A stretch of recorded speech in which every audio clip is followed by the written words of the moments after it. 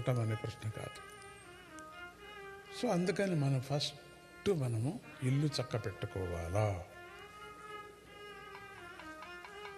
మనకు దొరికినటువంటి పిల్లలు, మనకు దొరికినటువంటి భార్య, మనకు దొరికినటువంటి భర్త, వీళ్లను స్నేహమయంగా చూసుకోవాలా. వచ్చిందంటే చాలు, మనకు ఎట్లా వచ్చేసింది, ఇంకొకటి యోచన చేయకూడదు. ఇది మిస్ అయిపోయి ఇది వచ్చింది అనుకోకూడదు, పొరపాటు చేశాను అనుకోకూడదు. అందుకని ఫస్ట్ సాధ్యమైనంత వరకు ఫైట్ ది ఎండ్, అంతవరకు సర్దుకోవటానికి ప్రయత్నం చేయాలా. ఓడిపోవాలా, ఓడటం నేర్చుకోవాలా. జీవితంలో ప్రతి సెకండు చేంజ్ అవుతూ ఉంటుంది, దానికి అనుగుణంగా వెళ్ళాలా. నీకు వేరే పని దొరకదు, ఈ ఊర్లోనే ఉండాలా.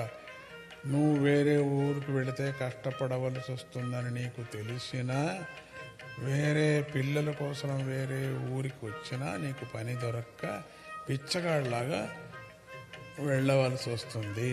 అది కొంతమంది అనుభవిస్తున్నారు ఇప్పుడు. సో చలి కానీ ఉడుకు కానీ ఆ ఊర్లోనే సావు.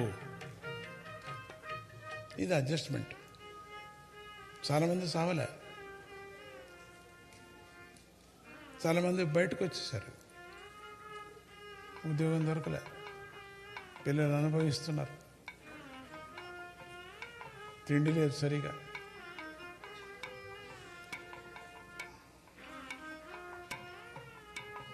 నీ వచ్చేసావు, దీనికి అడ్జస్ట్ అయిపోవాలి. కానీ అతృప్తి అనేది ఉండకూడదు. తృప్తి అయిపో అంతే.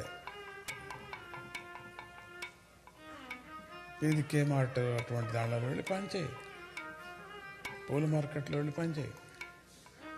గంటకు $3, $4, $5 ఇస్తారు. ఏం అవమానం ఏంటి నీకు, నీ తలకాయ. నువ్వు పెద్ద ఇంజనీరింగ్ కావచ్చు, కానీ